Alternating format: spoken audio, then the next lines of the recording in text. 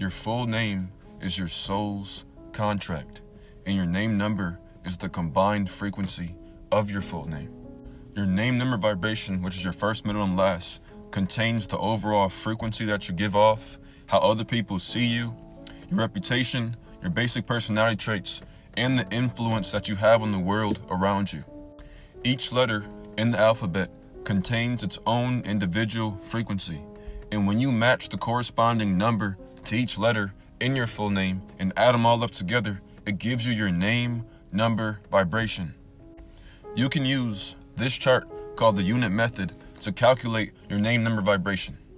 And this is just an image taken from my book, Supreme Mathematics, a complete guide on Chaldean numerology, links in my profile bio. What you will notice about this chart called the unit method is that there are no letters under the number 9. And this is because the number 9 cannot alter fate. All it can do is fulfill fate, because any number you add to 9 just equals itself. So because of this, it is impossible for a singular letter to vibrate to the number 9, because if it did, it would erase itself. The 9's frequency is way too high, and this was something that the Chaldeans discovered thousands of years ago. And because of this, there are no letters that vibrate to the number 9 in name numerology. The only way you can have a number 9 in name numerology is if all of the letters in your full name make a combined frequency of the number 9. Now, as soon as you've calculated your name number vibration, what you're going to do is reduce the sum to a singular digit number. So let's say, for example, you got a name number 111.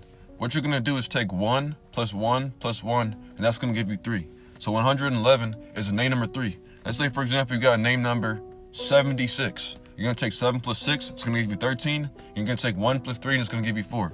So 76 is a name number 4. Now, if you want the definition to the bigger numbers before we reduce it, for example, like 105, 76, 83, 94, those definitions are in my book. But in today's video, we're going to be talking about the name number 7. If you have a name number 7, you are a deep, quiet, philosophical person who's not antisocial, but you do prefer to be alone, and you guys are highly intelligent with a strong intuition who feels things very deeply. This is a number that has a deep hunger for knowledge and understanding. Your desire to learn is so strong that you guys end up being eternal students. Your entire life is a school. You spend your entire life learning. You spend your entire life in deep thought, contemplating. You spend your entire life expanding your mind and expanding your awareness. As a 7, you're going to be somebody that is non-materialistic. There's nothing on this earth that can drive you or fulfill you at an emotional level. Not even knowledge. You will never be satisfied by what you learn. You will always want more. This is because the 7 is the seeker. The 7 is the mystic. The 7 is the philosopher. And your philosophy is the philosophy of continuity. As a 7, you're somebody that craves deep meaning in life. You guys want to be aligned with your purpose in life. You guys want this lifetime to mean something at a higher level.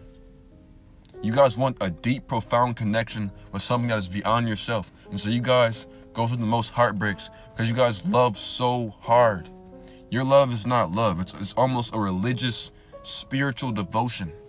And so a lot of you guys never feel like you fit in with anybody else that's around you because nobody's as deep as you. Nobody loves as hard as you guys do.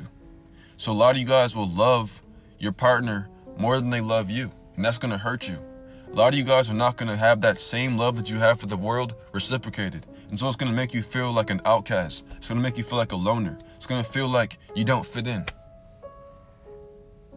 As a 7, you're going to always be searching for the meaning of life. And what you need to understand as a 7 is that life has no meaning. The meaning of life is what you make it. And knowledge without love is meaningless. And so as a 7, there is no love that can fulfill you but self-love. And you learn how to love yourself by spending time with yourself and understanding yourself. You guys are already self-aware, but you need to learn how to cultivate love within that self-awareness. How do I do that? I don't know. Read my book, Awakening the Divine Mind, links in my profile bio. But as a 7, this number represents the 7 chakras. You need to learn how to align all 7 of your centers so that you can be connected with the universal mind, or with God, or with whatever it is that you're looking for. You guys crave a deep connection with something beyond yourself. And that connection is your higher self, or God, or the divine, whatever you'd like to call that. But you're only going to connect to that by aligning all 7 of your chakras. You guys are already naturally intelligent.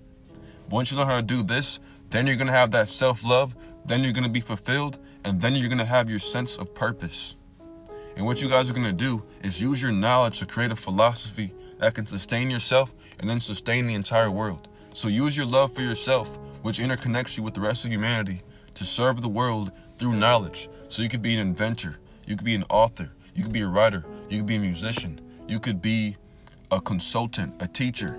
Anything that requires you using your knowledge and your deep understanding and introspection and self-awareness to share it to the world and evolve the world at a mental level. But this is a very highly mentally active number. And if you would like a more in-depth analysis on your entire numerology chart, just click the link in my profile bio and read my book, Supreme Mathematics, a complete guide on Chaldean numerology.